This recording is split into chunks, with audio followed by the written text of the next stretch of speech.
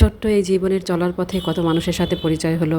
কিছু মানুষের সঙ্গে সেই থেকে এখনও পর্যন্ত যোগাযোগ আছে, আর কিছু মানুষের সাথে আর যোগাযোগ নেই, দেখা নেই, কথা নেই। কিন্তু মনে পড়ে অনেক মানুষের কথা। কিছু মানুষকে অনেক অল্প সময়ের জন্য দেখা হয়েছিল, তারপরেও মনের ভিতরে, মনের গহীনে রয়ে গেছে তাদের স্মৃতি, তাদের কথা, তাদের ব্যবহার, তাদের ভালোবাসা। আসসালামু আলাইকুম, সবাই কেমন আছেন? যেহেতু কুরবানির ঈদ গেল, বাসায় অনেক গরুর গোশ আছে, কাবাব করব না তাই কি হয়? তো আজ আমি 2 কেজি গরুর গোশ দিয়ে কাবাব করে নিলাম। আর স্বামী কাবাব বানাতে সবাই কম বেশি পারে। আমি তেমন ডিটেলসে বললাম না কিভাবে আমি করছি, হালকা করে দেখিয়ে দিলাম। 2 কেজি গরুর গোশের সঙ্গে আমি দিয়েছি আধা কেজি ছোলার ডাল আর 4টা ডিম নিয়েছি। কুসুমগুলো আলাদা করে রেখেছি।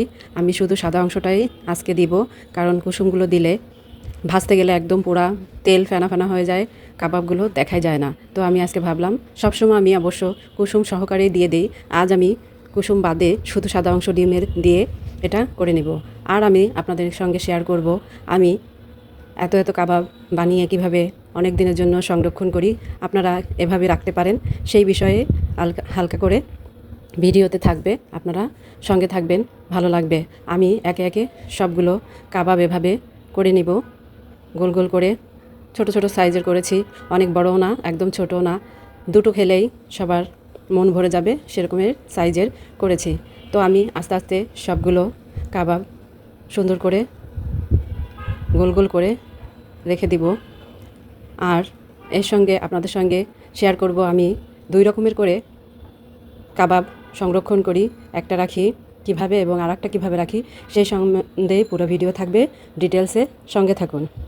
একে একে আপনাদের সঙ্গে কথা বলতে বলতে আমার সবগুলো কাবাব তৈরি করা কিন্তু হয়েই গেল। আমি 2 রকম করে যেহেতু বলেছি কাবাব রাখবো, একটা আমি এভাবে রেখে সবগুলো পলিথিনের একটার পর একটা বক্সে পলিথিন বিছাবো এবং সেই পলিথিন বিছিয়ে দিয়ে তার উপর একটা একটা করে রেখে আবারও তার উপর আর একটা পলিথিন দিয়ে এভাবে পুরো বক্স ভরে ফেলবো। যেভাবে রাখলে একটার সঙ্গে একটা মিশে যাবে না, লেগে থাকবে না। ডিপে যখন আমি রাখবো এবং বের করে ভাজার জন্য বের করব, তখন পলিথিন দেওয়ার কারণে অনায়াসে আমরা একটা একটা আলাদা করে ফেলতে পারবো। এই কারণে আমি সবগুলো দেওয়ার পরতে পরতে একটা একটা করে পলিথিন দিয়ে দিয়েছি। আর এই ছোট ছোট পলিথিনগুলো কিন্তু আমার যে পরোটা কেনা হয় আমাদের, সেই পলিথিনগুলো রেখে দিয়েছিলাম, সেগুলোই আমি এই কাজে ব্যবহার করেছি।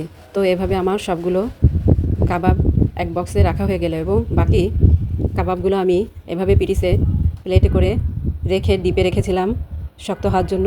আর এগুলো আমি এখন খুলে নিব আর সবগুলো একসঙ্গে বক্সে রেখে দিব। এখন আর এইগুলো যেহেতু বরফ বানিয়ে ফেলেছি, এগুলোকে আর পলিথিন দিয়ে রাখতে হবে না, এগুলো আপনারা এমনি রাখতে পারবেন। এভাবে প্লেটের থেকে খুলে খুলে বক্সে করে রেখে তারপরে আপনারা বক্স ফ্রোজেন করবেন এবং যখন মেহমান আসবে কিংবা আপনার ভেজে পরিবেশন করার প্রয়োজন হবে, ঠিক তখন আপনারা এগুলো বের করে নিলেই হয়ে গেল এবং ভেজে ফেলবেন। ধন্যবাদ সবাইকে আমার ভিডিওটি সম্পূর্ণ দেখার জন্য। আমার টিপসগুলো আপনাদের কেমন লাগে সেই বিষয়ে আপনারা একটা সুন্দর কমেন্ট করে যাবেন। আশা করি সবার ভালো লেগেছে। আবারও দেখা হবে নতুন একটা ভিডিওতে। সেই পর্যন্ত আল্লাহ হাফেজ সবাইকে।